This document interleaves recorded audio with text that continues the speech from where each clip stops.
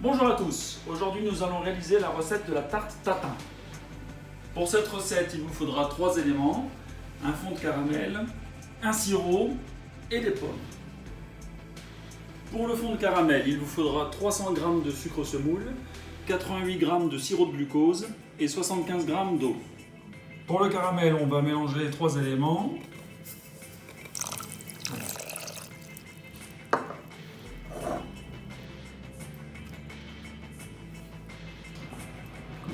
Avant de faire cuire le caramel, il faut préparer votre moule.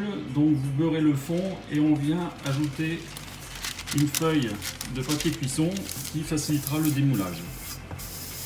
On commence à faire chauffer le caramel. Il faut juste mélanger en tournant la casserole légèrement, mais ne jamais utiliser de cuillère pour éviter la cristallisation. Attention, on va arrêter la cuisson dès que le caramel commence à blondir. Il ne faut pas qu'il soit trop foncé pour éviter d'apporter de l'amertume.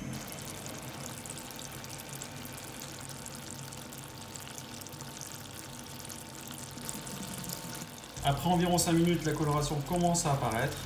Donc on va attendre que le caramel blondisse un peu plus avant de le verser dans le moule. Le caramel est suffisamment coloré, on va le verser dans le moule.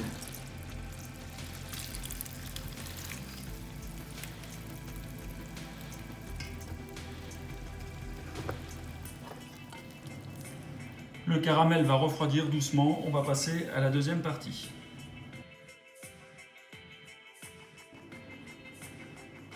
Pour réaliser le sirop, il vous faudra 150 g d'eau, 250 g de sucre semoule, 230 g de beurre clarifié, 5 g de jus de citron, 2 pincées de fleur de sel et 10 g d'extrait de vanille. On va mélanger le tout dans une casserole avant de le faire chauffer. On commence à faire chauffer l'ensemble pour mélanger et on finira au mixeur plongeant pour bien l'homogénéiser. On laisse le mélange de côté et on va pouvoir passer aux pommes. Pour les pommes, on va privilégier la golden qui est très riche en pectine et qui va confire plus facilement. On va les éplucher et ensuite les trancher à la mandoline.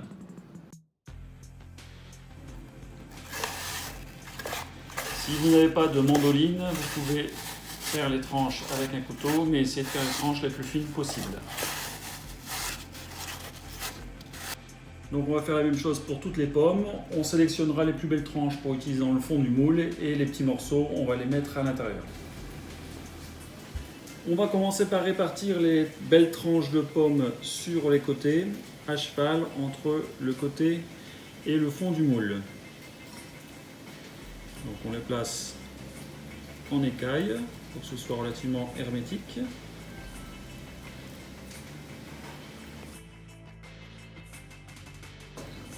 Alors on a terminé le tour du moule, on va maintenant étaler des petites lamelles de pommes sur le fond.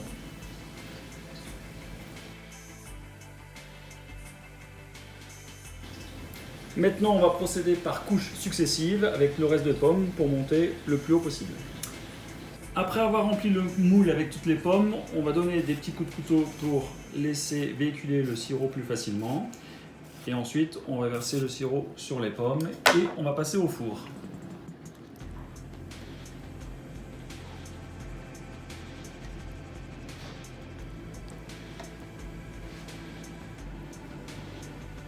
On enfourne la tarte tatin à 170 degrés, au minimum 1h30. Il faudra tester avec la pointe d'un couteau. Lorsqu'il n'y a plus de résistance, la cuisson est terminée.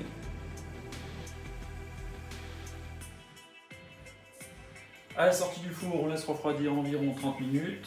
On recouvre d'une feuille de cuisson. Ensuite, on place par-dessus un poêle pour venir comprimer les pommes et on laisse au réfrigérateur pendant toute une nuit. Le lendemain, on va procéder au démoulage. On retire donc la feuille de papier cuisson. Ensuite, sur les pommes, on va ajouter le fond de tarte. Pour le fond de tarte, vous pouvez opter pour une pâte feuilletée, une pâte sucrée ou une pâte sablée. Nous, on a opté pour une pâte sucrée. On a ajouté le fond de tarte sur les pommes. N'hésitez pas à utiliser une râpe pour adapter le fond de tarte au moule.